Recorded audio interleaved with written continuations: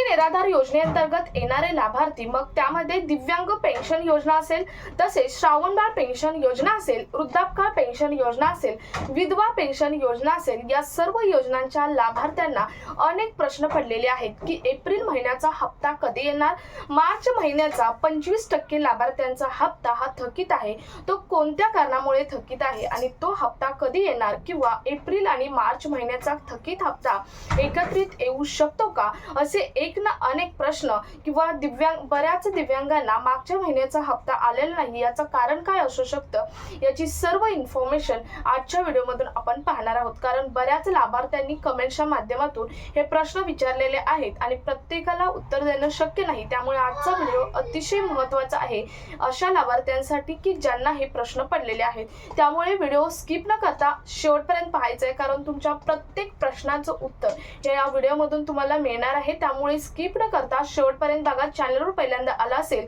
तर पुढील आणि गव्हर्नमेंटच्या महत्त्वाच्या योजनांच्या अपडेटसाठी चॅनल सबस्क्राईब करा.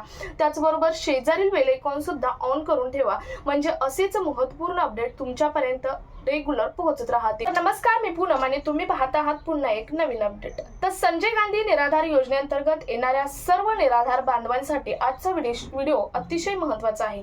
त्यांच्या प्रश्नाचं प्रत्येक उत्तर या व्हिडिओमधून पाहणार आहोत आपण. त्यातील पहिला प्रश्न आहे तो म्हणजे मार्च महिन्याचा जो थकीत हप्ता राहिलेला आहे, म्हणजे आतापर्यंत जर कॅल्क्युलेशन केलं तर मार्च महिन्याचा हप्ता जास्तीत जास्त थकीत राहिलेला आपल्याला दिसून आलेला आहे. जवळजवळ 25 ते 30% निराधार बांधवांचा मार्च महिन्याचा हप्ता, मासिक जे वेतन येतं 1500 रुपये, तर दिव्यांगांना 2500 रुपये येतं, ते बऱ्याच जणांचा थकीत राहिलेला आहे.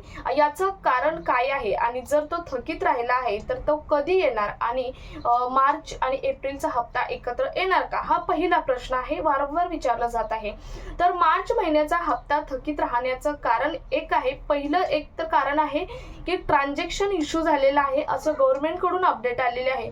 हा तर आहेच, शिवाय दिव्यांगांसाठी बरेच दिव्यांग असे आहेत की जे टेम्पररी यूडीआयडी कार्ड त्यांचं आहे, त्यांना हा हप्ता आलेला नाही. शिवाय यूडीआयडी कार्ड आणि जे आधार कार्ड आहे त्याचा डेटा मिसमॅच झाल्यामुळे सुद्धा बऱ्याच दिव्यांगांच्या खात्यामध्ये मार्च महिन्याचा हप्ता आलेला नाही.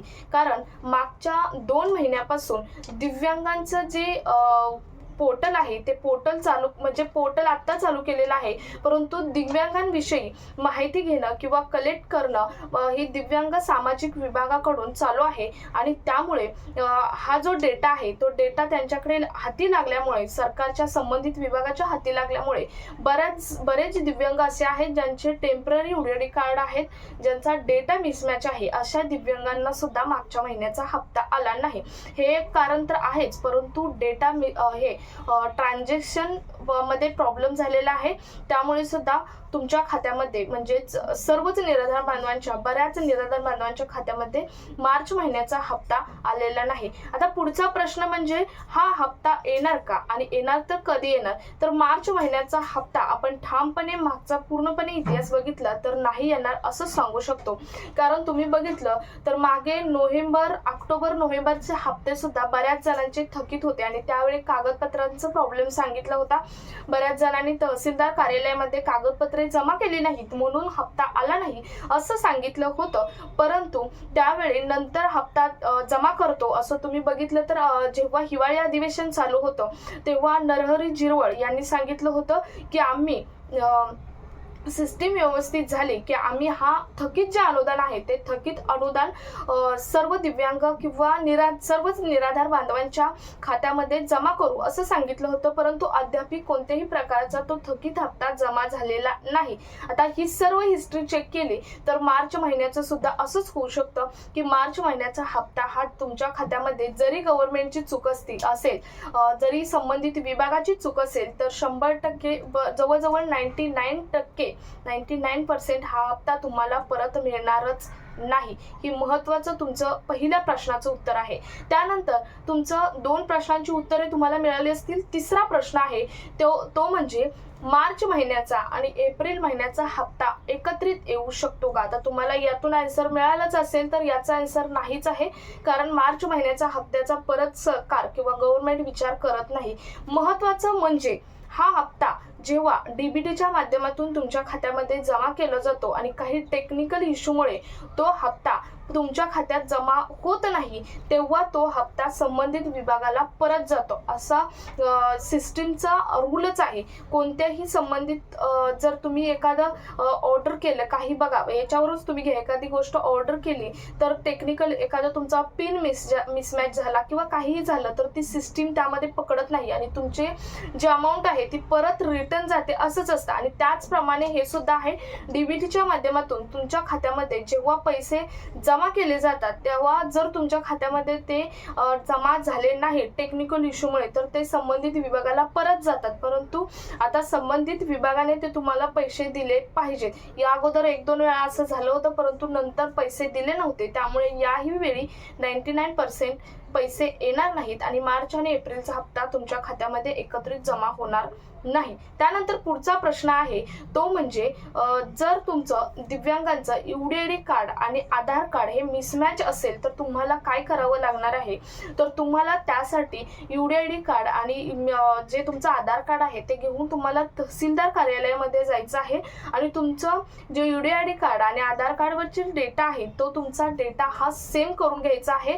त्यावेळी तुमची पूर्णपणे चौकशी करून घेईल तुमचं UDID कार्ड टेम्पररी आहे की परमनंट आहे, त्यावरून पूर्णपणे चौकशी करूनच तुमचा हा डेटा सेम केला जाईल आणि त्यानंतर तुमचे जे हप्ते आहेत ते रेग्युलर तुमच्या खात्यामध्ये जमा हे केले जाणार आहे. तर हे झाला तुमच्या 4थ्या प्रश्नाचं उत्तर. त्यानंतर पुढचा प्रश्न आणि महत्त्वाचा प्रश्न आहे तो म्हणजे एप्रिल महिन्याचा हप्ता कधी जमा होणार. म्हणजेच आता जवळजवळ आज 5 तारीख आहे. 5 तारखेच्या आसपास एप्रिल महिन्याचा हप्ता म्हणजे दर महिन्यात 1 ते 5 तारखेच्या किंवा 5 ते 6 तारखेपर्यंतच GR येतो, परंतु यावेळी GR सुद्धा आलेला नाही. आज 5 तारीख आहे तर हा हप्ता पुढच्या आठवड्यात सुद्धा येऊ शकतो. या पुढच्या 2 दिवसात एक GR येईल, शासन निर्णय येईल की एप्रिल महिन्याच्या हप्त्या संदर्भात आणि त्यानंतर मग तुमच्या खात्यामध्ये एप्रिल महिन्याचा हप्ता हा जमा केला जाणार आहे. तर अतिशय महत्त्वाची ही अपडेट एप्रिल महिन्याच्या हप्त्याच्या संदर्भात आहे. आता मला एक क्वेश्चन आला होता व्हॉट्सअपच्या माध्यमातून की UDID कार्ड आणि आधार कार्ड यांचा आमचा डेटा मिसमॅच आहे, परंतु आम्ही तहसीलदार कार्यालयामध्ये गेल्यानंतर तुमचं सर्व बरोबर आहे असं सांगितलं आणि तरीही आम्हाला हप्ता आलेला नाही. तर यासाठी मी तुम्हाला पहिल्यांदाच सांगितलं की हा तुमचा हप्ता टेक्निकल इश्यूमुळे मागं गेलेला आहे. यामध्ये तुम्ही प्रत्येकाने असंच गृहीत धरू नका की तुमचा डेटा मिसमॅच आहे किंवा तुमचं UDID कार्ड टेम्पररी आहे म्हणून गेला आहे, असं नाही.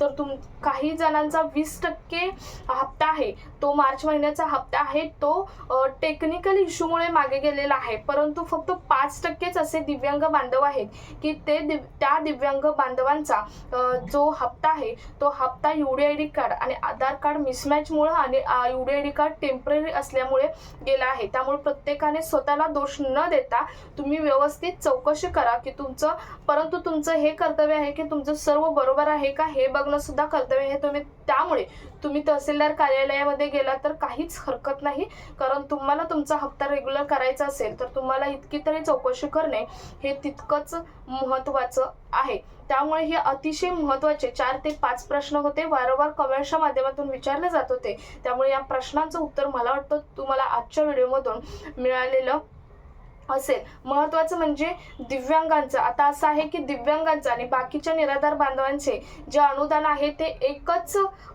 जी संस्था आहे ही टाकत नाही, तर एकच विभाग टाकत नाही, तर दिव्यांगांचं अनुदान हे दिव्यांग सक्षमीकरण विभाग टाकतो 2,500चं आणि बाकीच्यांचं निराधार बांधवांचं जे अनुदान आहे तो सामाजिक न्याय विभाग हा टाकतो. त्यामुळे दिव्यांगांचं आणि बाकीच्या निराधार बांधवांचं पूर्णपणे वेगळी सिस्टीम आहे, पूर्णपणे विभाग वेगळे आहेत.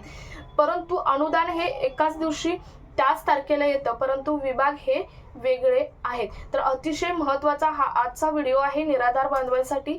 जास्तीत जास्त निराधार बांधवांसाठी शेअर करा. भेटूयात पुढच्या एका नवीन अपडेट सोबत. तोपर्यंत धन्यवाद.